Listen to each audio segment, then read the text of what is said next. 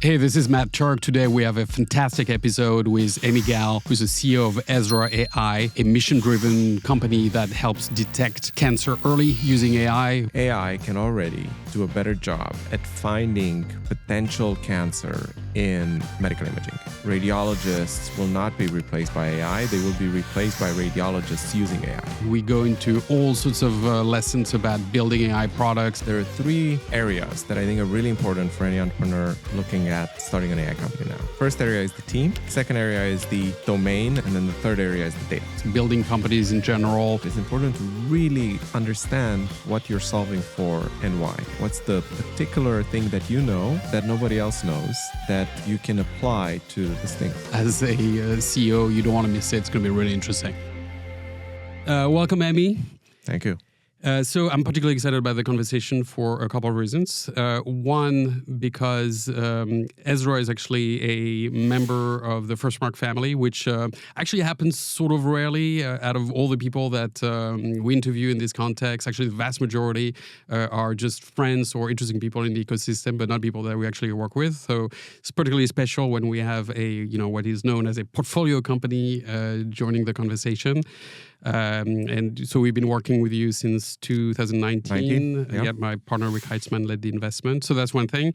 And then perhaps more importantly, Ezra is a fantastic company, one of those mission-driven companies. And in a context where everybody talks about how AI is going to kill us all, it's actually very refreshing to have a conversation about literally AI saving lives, which is what Ezra does. So excited to have you. So while we're on the topic of funding, I guess the new news or the most recent news is the announcement of the Series B, which was a 21 million round. So tell us, how did that come about, and how did it come out? Yeah, so we announced last week that we raised 21 million, co-led by Rick at FIRSTMARK and Amir Dan Rubin from Healthier Capital. Before Healthier Capital, Amir was the CEO of One Medical. He's kind of one of the most accomplished entrepreneurs in the US, and he joined the board and he's going to help us scale Ezra. And then we also added a number of really exciting investors to the round. We added Allianz Insurance Group, or the Allianz Life Ventures Fund, which is part of the Allianz Insurance Group. We added the Schwarzman family of Blackstone and the former head of the NHS in the UK, Lord David Pryor. So we kind of brought in a really exciting group of people to help take Ezra to the next level. Amazing. Congratulations on that. All right, so let's rewind to the beginning. Tell us about how you came to start the company, the mission, what inspired you, all those things. Yeah, so I've been an entrepreneur my whole life. I studied applied mathematics and computer science in Romania, which is where I'm from. Started a company in a very different space than Ezra before, in the advertising technology space. Actually building some very kind of nascent machine learning for delivering video ads online. That company did very well, was acquired. I moved to the US as part of the acquisition. The company was in Romania? It was in Romania that I started. I moved to London. I lived in London for 7 years building it. And then it was acquired by Teads out of New York City, which is a big ad tech company. Yes. Teads is actually a French company, started by French entrepreneurs. And then I moved to New York and started Ezra because I'm personally at high risk for cancer, for melanoma. I have over 250 moles on my body, puts me in the highest risk bracket for skin cancer. And I've had cancer in my family. Sadly, my mother passed away from cancer because she found cancer late. And so I have a very, very personal motivation to help people find cancer early. And when I started looking at the problem, it came as a complete surprise to me that early detection is really what makes a difference. But the problem is you can't find cancer early in most organs in the body. And so that was kind of the reason why I started Ezra. Mm-hmm. And so what did the beginning look like? So you have this inspiration, this deep desire to pursue a mission. What did you do next? Yeah, so I was actually still at Teads and was kind of struggling with this problem, both personally and my family, and just thinking about it. And I started reading research papers. And as one does when one is in a tech company. The funny story is the idea for Ezra came on my honeymoon. I was reading research papers on my honeymoon, as you do. And I will never forget the moment. I was reading a paper that was comparing MRI with low-dose CT, ultrasound, and other imaging modalities, PET, in terms of their sensitivity and specificity, which is kind of a measure for accuracy in medical imaging. And this paper was concluding overwhelmingly that MRI is the best imaging modality. So I turned to my wife. We were on the sunbeds on the beach. And I was like, hey, if you could do a full body MRI in an hour. Like right now. Yeah. Would you do it to screen for cancer everywhere in the body? And she said yes. And that's how Ezra was born. And then I spent maybe like a year or so trying to figure out what the entry point would be. How would we go about actually building a company from this observation that MRI is a great modality. Realized very quickly that whilst MRI is great, the problem is it's expensive as a modality because it's really slow, and we can get into that. And with my kind of computer science hat on, I was like, well, I think we can use AI and technology to make MRIs fast and affordable. Yeah. And so went on the journey and raised the seed round. This was 2018. Started a company in 2017, raised the seed round in 2018. And did you have to find AI talent at that time? I did, yeah. So I had to find, I had a computer science and AI background, but I didn't have any MRI background. And so I found a co-founder who had an MRI background, who also had an AI background. And together we built the first AI for Ezra. Even before raising money, we built an AI that was able to identify lesions in the prostate accurately. And then with that prototype, we went and raised the seed round in 2018. That was led by Accomplice in Boston and a number of great investors. And then we went public. We launched the product in 2019. Initially our prostate scan, and then our full body scan in August of 2019. Mm-hmm, mm-hmm. And at what point did you feel that the product was advanced enough to have people? Because obviously the beauty of this is that it saves lives. The risk of this is that it's mission critical. So like, how did you think about the right moment? Yeah, so it took a while. It took 2 years from having the idea to actually having a product in market. And there were two things that we did that I think were, with hindsight, like really smart things. The first thing we did is we built a large advisory board. We brought on board 22 scientific advisors before we even launched. And these were heads of body MRI at Memorial Sloan Kettering Cancer Center, Siddhartha Mukherjee, a Pulitzer Prize winner, oncologist at Columbia, the chair of oncology at Columbia, some other imaging experts. And we built the AIs and the scanning protocols together with these individuals. The second thing we did is we ran a lot of tests, validation tests, prior to launching Ezra with people that we knew had issues, potential cancer and so on, that we scanned in order to ensure that we could find the lesions. Mm-hmm. And we did, and then we launched the product, and it was an immediate success. Both our prostate scan, which was original prostate MRI, as well as our full body. Our first prostate MRI that we ever did, we found prostate cancer. And it was a gentleman who actually was from Germany. He happened to be in New York. He saw this thing, he got a scan, and we found prostate cancer for him. And he sent me a heartfelt email like a couple of months later saying that we likely saved his life. And this is the first ever person to get scanned. So I kind of knew early on that we were onto something. It then took a while to get to scale and maturity. And I actually, it was not until last year, so 4 years in, that we saw escape velocity and started getting like, I felt like product market fit was pulling us into great growth, as opposed to trying to extract growth and trying to kind of convince people to do this scan that we had invented. And what do you think was a tipping point for product market fit? So it was a combination of things. One, we had been doing it for a few years, and we had data to show that it works. I met with hundreds, thousands of physicians over the years, just like constantly pitching it and showing how it works and why we think it should be something that everyone should get and so on. And then two, last year, a lot of influencers started getting scanned, like, some of them celebrities, famous people, and posting about it. Mm-hmm. And that got the market to be like interested, both on the media side and people wanting to get scanned. And in the second half of last year, we saw like tremendous growth, and decided, hey, it's time to raise another round and scale and bring Ezra up nationally. Yeah, it's really interesting, right? When we collectively as founders, investors think about the success of startups and product market fit and escape velocity and all the things, tailwinds are so important, right? You can evangelize all you want. Like ultimately, you need something to change in the world. In this case, perhaps the whole evolution towards longevity and the humans and the Atyas Yes. and like that whole wave. Yes. And I think the trick is to be ready. Yeah. Like anyone who would want to start a full body MRI company right now would find it very difficult because there's like, there are a few companies that are doing a great job and we've solved most problems that there are in this space and we're growing very fast. So you need to benefit from the tailwinds, but you need to have the product and be there. And sometimes it may take years to actually get to the point where the market has caught up with you. Yeah. It's all about the grind and then hoping you get lucky. Yeah. Right.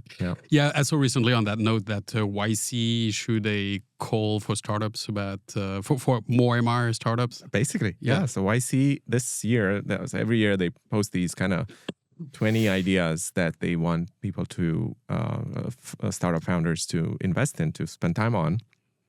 And one of the ideas this year was MRI and making MRI faster, making MRI more accurate, basically doing all of the things that we've been working on at Ezra for 5 years now. Yeah, which I guess in a way is kind of funny. In another way is fantastic for you, exactly for the reasons you said. Yes. Okay, so let's talk about what Ezra is today in terms of products. So we have different kinds of scans. Do you want to explain what they are? Yes. So the way Ezra works is you go on Ezra.com and you book a scan. We have 3 types of scans. We have a cancer-focused scan, which is a 30-minute, fastest full-body MRI in the world. 30-minute scan focused on finding cancer. We then have a 60-minute scan that is a cancer scan plus musculoskeletal analysis. So it does hips and spine. So it will tell you information about that's not pertaining to cancer that might be useful for your health. And then we have something called Ezra Full Body Plus, which is a full-body MRI plus a low-dose chest CT for lung cancer screening and heart disease assessment. I can kind of dive into that. Mm-hmm. And so we've designed these different scans in order to cater to different price points. So the 30-minute scan is $1,350. The 60-minute scan is $2,000. And then the Full Body Plus, the most kind of comprehensive one, is $2,500. Mm-hmm. So you go on Ezra.com, you book one of these scans.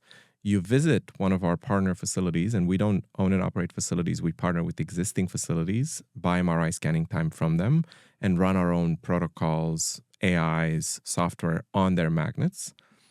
You get the scan there, and then 3 days later, you receive a report. That's not just the radiology report. It's like a translation of what the radiology report, which we also do using AI, and we'll dive into that. And then you can book a video call to speak with one of our doctors to go through your results. And so really what we have solved is a way to detect cancer early in all of the organs in which you could not find cancer early before Ezra. Okay, lots of really interesting things in there.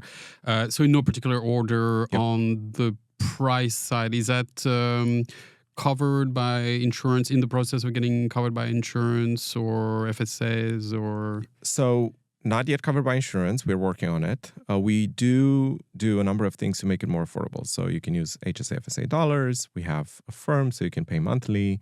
And the thesis for Ezra, actually from day one, it's kind of been a constant, has been build a scan that's high-end, our $2,000 scan. Use the success of that to build a scan that's kind of more mid-market. That's our 1350 scan, our 30-minute full body.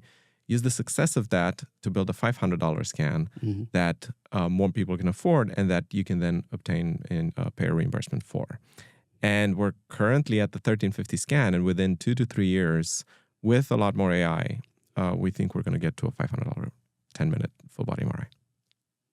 And is that because AI is more powerful, or is that because you're going to have some history of me as a patient, and you'll be able to sort of focus on the changes? Both. So we build AI to create efficiency in our workflows in order to be able to decrease our cost base, which then enables us to decrease prices. So we're actually the only company that leverages AI at every step of the screening process. We have an AI called Ezra Flash that makes MRI, enables us to acquire MRI images much faster and then enhance their quality in order for radiologists to be able to read them. We then have an AI called Ezra Assist that assists radiologists when they read MRI images. It was originally cleared for prostate MRIs, and we're working on training it for the rest of the body. And then once the radiology report is generated, we have an AI called Ezra Reporter that takes the radiology report and converts it into plain English so that anyone can understand what the report means. Yep. And so these AIs help us decrease our cost base, and then we use that to decrease our prices. So over time, we'll build more AIs in order to make the scan faster, make the radiology read faster, automate all of our internal processes. At the same time, the Ezra pitch is that you should do it every year, which means that if you're a member and you do a scan every year, every time you get it, we'll be able to do it slightly faster because we will focus on the change detection as opposed to just acquiring a scan as if we had never seen you before. So we'll go back to AI in a second, but like you alluded to focusing on software and AI on top of other people's hardware and facilities. Maybe walk us through the thinking there. What are the pros and cons of being full stack, both hardware and software, versus being software only?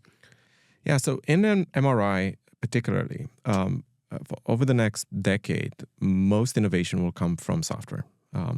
We measure the strength of an MRI in Tesla's magnetic field. So a 3 Tesla MRI has 60,000 times the magnetic strength of Earth. And we've kind of touched the limits on the hardware front of what we can or should do in terms of kind of putting humans in it. You can also put humans in a 7 Tesla scanner, which is much more powerful. But you start getting a lot of distortions from if you do scans outside of the brain because the body moves, the organs move, so it creates all sort of artifacts. So 3 Tesla scanners are kind of the state-of-the-art hardware to be used on humans. Most of the innovation that will come over the next few years will be applying AI to 3 Tesla scanners in order to make MRIs faster. The interesting thing about MRIs is you're using magnetic resonance to create images of the body, which is fascinating because you're essentially using a magnet to create images of the body. The way this works is when you put a human in a really strong magnetic field, what happens is that we have all these protons in the body. The body is 70% water. That H2O has a lot of protons in it. Protons act like little magnets. They have a north and a south, and they have a spin in a direction. When you put them in a strong magnetic field, they all align to the magnetic field, literally, like little soldiers that are now aligned. The way you image using that concept is once they're aligned, homogeneous kind of magnetic field, you introduce an interference that aims to flip these protons, generally by 180 degrees. So you introduce it's literally a radio frequency that you introduce in order to flip them 180 degrees. You remove this interference, and the protons relax back to the main magnet. Depending on how quickly or slowly they relax back to the main magnet, you can determine the type of tissue. You can determine whether it's bone or liver or muscle or fat.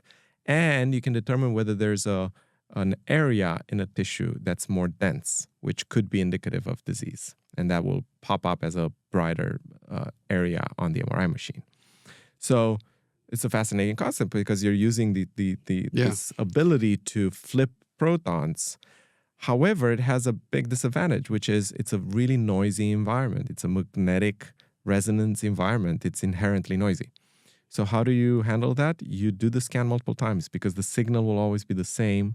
The noise will be random. So by doing it multiple times, you can average out the noise and get a higher quality image. But if you do the scan multiple times, it adds time to the scan.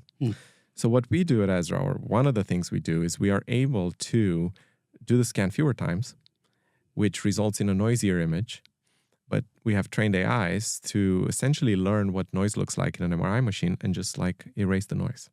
And so we've put some images online of the scan prior to the Ezra flash enhancement and after the Ezra flash enhancement. It's like they're worlds apart.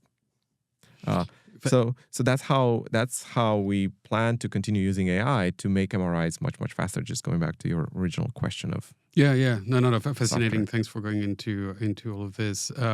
So, how did you train then Ezra Flash? Is that how did you train it? What data? And is there algorithmic innovation there? Like, how does the whole thing work? Yeah. So we have the architecture is actually very straightforward. It's a UNet for Ezra Flash. It's a UNet, and it's computer vision, right? Like, so different parts of AI. There's different parts of AI. Computer vision is one of them. Yep. That's computer vision we're talking Correct. about. Right? Yeah. So we have 3 AIs: the Ezra Flash, the Prostate AI, the Assist we call it now, and then Ezra Reporter, each using different architectures. So for Flash, it's computer vision. For Flash, it's computer vision. It's essentially a UNet. It's called. It's a type of convolutional neural net that has a very particular type of structure that facilitates the ability to train on not a huge amount of data. So a UNet will have an encoder, a decoder, and some skip layers, without getting too technical, that will enable you to learn much faster, which means that you don't need to give it hundreds of millions of images. You can give it hundreds of thousands of images, and it will learn how to generalize towards your loss function, whatever that might be. In our case, we're trying to teach the network what an MRI looks like without noise. And so that at the end of the kind of pass through the network, it knows how to remove that noise. And so it's a kind of relatively plain vanilla architecture for this network. It's a UNet. The key advantage for us comes from the data. We have thousands of people that we've scanned, which results in millions of MRI slices that we can use to train. A lot of this data is longitudinal because people come back and get a scan every year. And for a lot of the data, we have the follow-up downstream data. So if we found something, was it indeed cancer? And we follow up with folks and so on, and we find out whether it was cancer. So it's like a really complete data set. Yeah. And without a data set like ours, you can't actually build a lot of the things that we build because it's a really unique type of thing. When you go to a hospital to get an MRI scan, you're generally getting an MRI scan for a reason. You broke your knee or something. Therefore, there are no data sets out there with a blend of healthy people and diseased people with longitudinal measures over time. And that data set, we're very protective of it because it is what's enabling us to build these AIs kind of faster than anyone in our space has been able to. So you have an accumulating data advantage. Really interesting. We have a data network effect, essentially. Data network effect, yeah. How did you bootstrap it initially, like to get the first few tens of thousands or however many you needed to start? So when we started, to train the prostate AI, even before we launched Ezra, we used a public data set available called the Prostate X data set that the NCI put together to build a prototype to show to investors that we actually know how to build an AI and so on. When we launched our first full body scan, it was about 75 minutes. It was not yet using any AI, and we were just selling it as a high quality full body protocol without AI in order to build the data set to be able to train the AIs. And then we got our first 1,000 full body scans in the first year or so. And that enabled us to start training. And then we've since obviously grown that many folds. Great. So that's how Ezra Flash work. Yep. The second product, Ezra Prostate AI, how does that work? So when a radiologist reads an MRI scan, they need to, especially if they find something in the scan, they need to run a lot of measurements and annotations and segmentation, so kind of draw a border around the region of interest. All of those things take a lot of time, and they're doing it kind of imprecisely because radiologists need to read 30, 40, 50 cases a day, sometimes a lot more, which means they don't have a lot of time to read these things. So what we do is we build assist tools. That's why we kind of are calling it Assist AI, to make radiologists faster and potentially more accurate. So for our prostate AI specifically, it automatically measures the volume of the prostate gland. It's a really important measure to do accurately because it could be indicative of prostate cancer. It automatically detects lesions in the prostate and measures them, again, kind of for providing accurate measurements for radiologists. And then it creates these kind of 3D models of the organ and the lesion that can be used for biopsy prep, for explaining to the patient the extent of the problem, and so on. In prostate specifically, and part of why we started with prostate was this: a lot of cancers, prostate cancers, are not to be operated on. They should just be monitored over time. However, you don't know which ones you should act upon easily. You need to monitor over time and track them very minutely. Using our Assist AI, our prostate AI, you can actually measure the size of a lesion very, very accurately over time. And if it kind of accelerates in its progression, you then know that it's something that you should, it's a lesion you should do something about. That triggered the thought. I think that was in 2015. I was at an AI conference in Toronto, and there was Jeff Hinton, one of the three godfathers of deep learning and modern AI, who was standing there and basically saying, hey, in the next X many years, maybe that was 3 years, maybe that was 5 years, radiologists are going to be out of business, and it's a dying profession because it's going to be replaced by AI.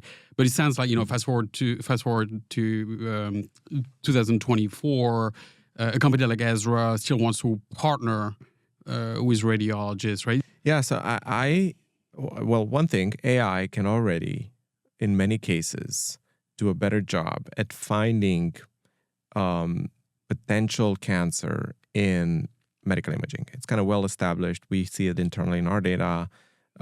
Many groups have published research to show that. That said, AI can only do the what part. Here's what I have found. Radiologists are much, much better, and I think will be for the foreseeable future, in explaining the why part, which is a really important component to a diagnostic kind of protocol.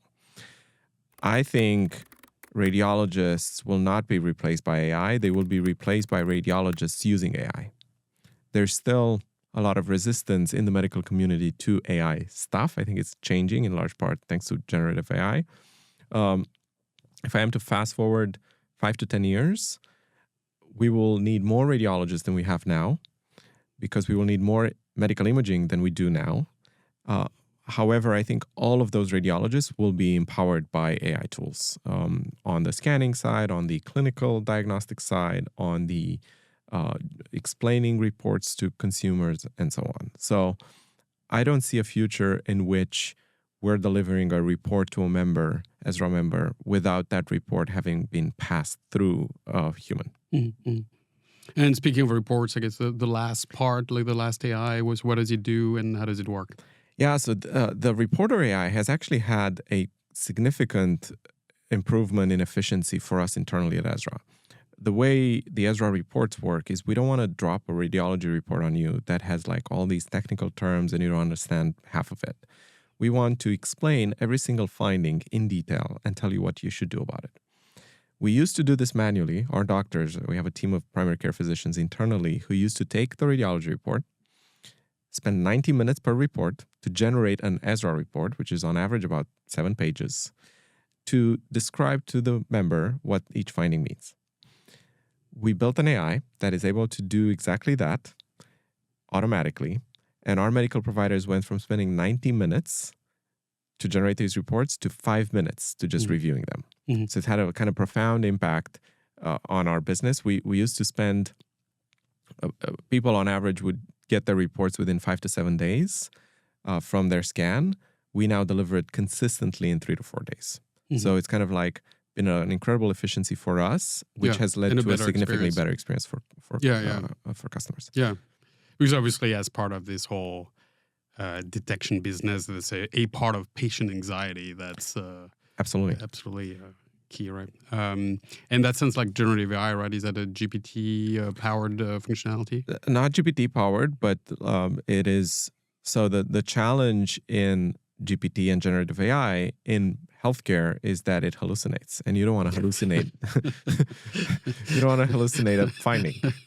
Yes. It's a problem. Yes. So we use a fine-tuned open source model, not for generating text, but for filtering through a predefined large database of handwritten texts by a human. So it's kind of like a a very fine-tuned llama model with very strict guardrails, which ensures that whenever we put something in a report, the ground truth was true, and the AI isn't actually allowed or able to provide text that had not been written by a human.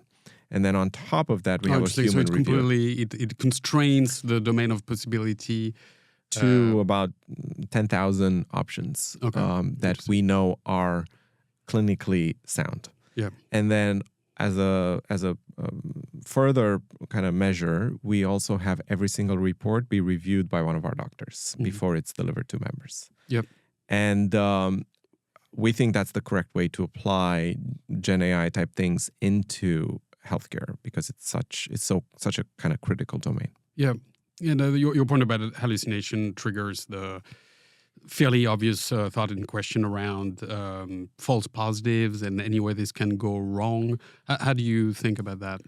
Yeah, so there's the false positive in MRI, which is something that's kind of important to address, and then there's this false positive in AI related things. I'll tackle both. So MRI is an incredible modality because it's highly sensitive. Sensitivity is the measure of how good is a test at finding the disease. A test that has 100% sensitivity will just catch everything. Specificity is when you find something, is it the disease you are looking for? Is it specific to that particular disease? In our case, if we find something, is it cancer or is it something else? And so MRI is highly, highly sensitive, 96, 97, 98% sensitivity. It doesn't miss anything. Specificity is probably around 80% to 90%, depending on the organ. And so what we've developed internally to minimize those false positive rates caused by the 80 to 90% specificity is a number of things that allow us to determine what we should follow up on. So for example, every single Ezra finding gets ranked on a score of 1 to 5. That gets done by our medical doctors, but it also gets done by the AI. So kind of every report, the report translation that I was talking about, every single finding not only is a kind of an explanation of what it means, but it also has a score in the background. And that score determines whether we tell you to follow up on the thing or not. That's one of the things we do to kind of minimize unnecessary follow-up from a full body scan. There's then the false positive on the AI front. You know, in Ezra Assist, how do you ensure that you don't bias the radiologist with something? And the answer we have gotten to there is for the Assist AI to provide a lesion finding to the radiologist needs to essentially draw a bounding box around that area. And the AI will say, nope, didn't find anything here. Or, yes, I found something here. Here it is. And that helps with bias. It helps kind of minimize the risk of the AI pointing out something, and then the radiologist just focuses on that area and not on other areas in the organ, which might lead to a missed finding. And then, so that's kind of how we handle false positives there. And on the reporter side, on the generating a report, we minimize false positives by not allowing the AI to go beyond the scope of our predefined domain. So switching tacks a little bit, you've been at this for 5 years, 6 years. In some ways, doing AI before AI was cool, at least in the current hype cycle around generative AI. Any lessons learned or things you could share with aspiring AI entrepreneurs about what's specific and difficult about an AI company versus another company, perhaps the one you started before that? Yeah, so a lot to unpack there. I think there are 3 areas that I think are really important for any entrepreneur looking at starting an AI company now. First area is the team. Second area is the domain and like the, let's call it domain expertise. And then the third area is the data. So the team, one thing I've learned the kind of hard way, or 2 things I've learned the hard way. One is you would think that in AI, skills are very transferable. Someone who's built, an AI in NLP could easily learn computer vision, or someone who's built computer vision in a non-medical field can easily learn to do stuff in the medical field. I have learned the hard way that it's not that transferable. You actually need, if you're trying to push the state of the art, you need people who have proven experience in the very, very specific, narrow scope of problem that you're trying to solve. At Ezra, for example, we are very fortunate to work with Dr. Dan Sodekson, who is a kind of renowned scientist. He invented parallel imaging in MRI, which is a way to make MRI scans faster. He invented that in the mid-90s, made him famous. All the MRI machines out there right now use the technology that he invented 20 years ago. And part of why we've been able to ship Ezra Flash is because he brought in a very, very specific type of knowledge that maybe a handful of people in the world have. And without that knowledge, I'm not actually sure we would have been able to pull it off. Mm-hmm. And so on the team front, that was the first learning, just very, very, very narrow, specific type of knowledge. And it's not necessarily transferable. The second learning, which is equally hard to learn, is it's very hard to find an academic who is able to ship a product. And as a result of that, it took us a while to ship our first AI to production, because we initially took the very academic approach. We had an academic team. We wrote papers. It took a while to build a team that both had the academic kind of skills and background and competencies, but also the people that could actually ship something to production quickly. So that's the team part. On the domain part, on the kind of problem that you're tackling, I think it's important to, and maybe it's related to the team part, it's important to really understand what you're solving for and why. I think a lot of the time, founders will go and be like, oh, I'm going to apply AI to enterprise software. And my question is, okay, but what's the insight? What's the particular thing that you know that is a secret that nobody else knows that you can apply to this thing? In our case, and it's now, we've made it public, it's kind of like we know that you can use AI and software to get to a 10-minute full body MRI. And 5 years ago, not a lot of people knew that. Therefore, not a lot of people started a full body MRI company. And even more importantly, most people didn't believe that it's possible. And I think now people are coming around and being like, okay, Y Combinator is putting a pitch out. It's kind of like, hey, we think this is possible. Go in and build stuff there. But we've been doing this for 5 years now. And it's kind of like, it took a while to convince the community that it is possible. The third part is, in healthcare especially, the limiting factor in building AIs is data.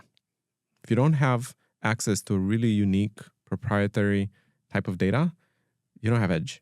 It's kind of like there's all of the networks we use, neural networks across all of our different AI products, are essentially, plain vanilla UNets, CNNs, and so on, Llama. Nothing special about them.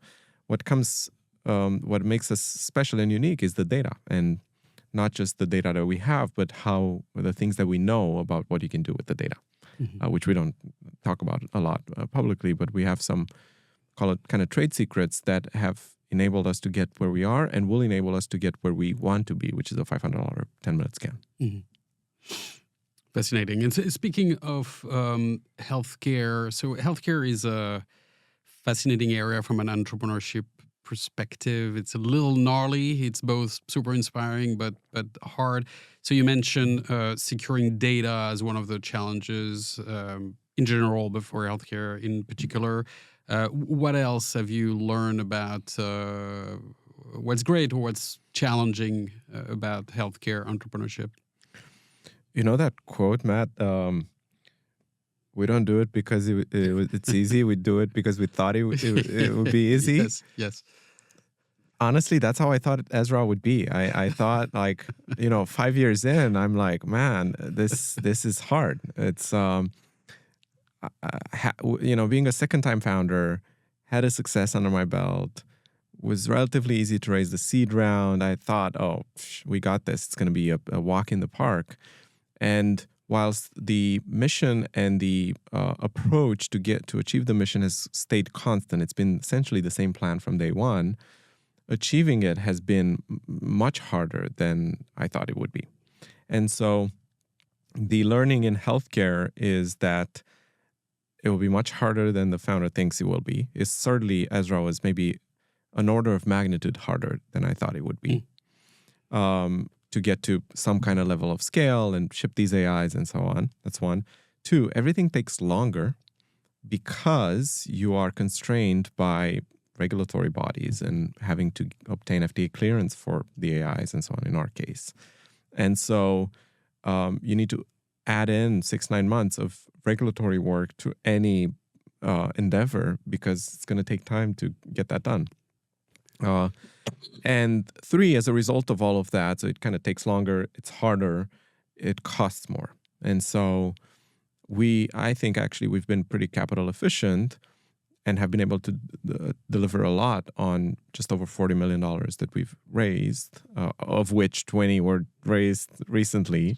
But it is costly because you need a regulatory team, you need a quality management team, you need to have all of these processes so that if you get a clearance and kind of the FDA shows up at your door, which they can at any moment, you're prepared and buttoned up and ready to kind of respond to any questions they might have. So those are kind of the biggest learnings for me in a healthcare. And from startup. a fundraising perspective, what has been the sort of the journey and the learnings? It's it's a notoriously harder area to raise. What has been your experience? I mean, clearly you've had success, but we've been fortunate to be able to raise. So we had a great seed round, which was $4 million. We had a great Series A led by Rick, $16 million, and then now we've raised another great round. It is certainly harder to raise in healthcare than it is in other areas, probably because a lot of investors just don't understand healthcare. And so they get a little bit kind of, you pitch them and in the meeting that one, they don't really understand it. And two, they don't really want to get into the kind of rhythm of having to get FDA clearances and so on. They kind of want to steer away from that. And then, so you have a lot of investors that are not going to engage because they don't want to go into the space. You have a lot of kind of life sciences, kind of biotech investors that are not going to engage if you're a more AI software focused company because they do a different type of thing. They want pharma and drugs. They don't want kind of software and AI because that's what they know better. And so it kind of narrows the pool to not a lot of them. And then within that pool, there are not a lot who are good. And so as a founder, you kind of need to play the numbers game and meet with everybody and hope that in that process, you find someone that likes you, that you also like. Mm-hmm. And for the Ezra raise, I had 100 meetings. I pitched 100 VCs and feel incredibly fortunate to have landed my ideal profile. Amir is just phenomenal. And he's built one of the most successful, if not the most successful kind of consumer healthcare tech business in the US. And so I'm excited about working with him and kind of having him on the board. Particularly given it's been already a few years and it's a difficult field and all the things. I'm curious about your sort of personal experience as a founder and a CEO. You and I have had a chance to chat in the past about the topic, but you also tweet and publish content about your routines, your habits. Both from a mental health perspective, a physical health perspective. So if you could share some of the things, it would be super great. Yeah. So the first thing I'll say is startup success comes from, so mental health is upstream of startup success and physical health is upstream of mental health. So the way I look at my performance is if I'm incredibly fit and kind of optimizing for physical performance, I will then be able to have great mental performance. And at the end of the day, being a good founder CEO is making 1, 2, 3 good decisions a day, which you can only do if you're in a good mental state. Mm-hmm. And so I spend a lot of time ensuring that I'm prepared physically and mentally for the job. So how do I do that? I've actually published a lot on this on my blog, emigal.com. I have a longevity protocol where I do blood tests every month, every other month. I do Ezra scans. I do all sorts of battery of tests, DEXA scans, body composition, and so on. Then I use all of that data to inform 3 things: my workout routine, my diet, and my supplement protocol. And so I actually have a company that builds supplements for me based on my blood tests. And so they give me these pouches for a day that I take that change every other month depending on my blood results. I do Ezra scans. Is there a company you can talk about and recommend? Or? Yeah, so it's a company called Fount. I'm actually a very small investor in it. Fount? Fount, FOUNT.bio. Mm-hmm. It was started by Andrew Herr, a phenomenal founder who used to be the head of the Human Performance Program for the U.S. military. And he left the government and he started this company that essentially tries to help you enhance human performance using supplements. And they have all sorts of programs like that. So you can send them the blood tests and they will create a personalized supplement protocol for you and ship them to your home and you can take them. It's a really neat service. I obviously get Ezra scans. I do DEXA scans 2 or 3 times a year. DEXA is a great measure of body composition and so kind of muscle mass, body fat, and bone density. And then I have a highly regimented, very optimized workout routine. So I do 3 weightlifting workouts a week and 2 cardio workouts a week. And I actually posted a blog post recently called kind of a workout routine optimized for busy people, because I only have 5 hours a week to work out, not every day. And so I kind of over time fine-tune this protocol that allows me to get that kind of physical performance that I want, that then enables me to get mental performance that I want, that then enables me to do a good job as a founder CEO. And without getting too much in the weeds of it, I seem to remember that you focus on compound movements and deadlifts and that kind of things. Yes. So basically what I do is on Monday, I do bench press and overhead press. So I kind of do upper body followed by some pull-ups, chin-ups, abs work. On Wednesday, I'll do squats, deadlifts, and overhead. On Saturday, I'll do squats, deadlifts, and bench press. So those are my weightlifting sessions. And the squats, deadlifts are essential because they're these big compound movements. And then on Sunday, I do a run. And sometimes on Thursday, I do a run. And that's basically it. And I do some mobility work attached to those sessions. So like some foam rolling, some stretching, things like that. It's designed to not take more than like 5 to 6 hours max. Great. And people can find that again on your blog at emigal.com. Exactly. Okay. Yeah. All of this stuff, I actually wrote an individual blog post for each of them: the supplements, the mental health, the physical health, the workout routine, the diet kind of and supplements I take. You are going to expand to more cities, because right now it's New York, LA, a handful of cities, right? But you're going to add more? Yeah, so we're in 7 cities now: New York, San Francisco, LA, Miami, Irvine, Vegas, and New Jersey.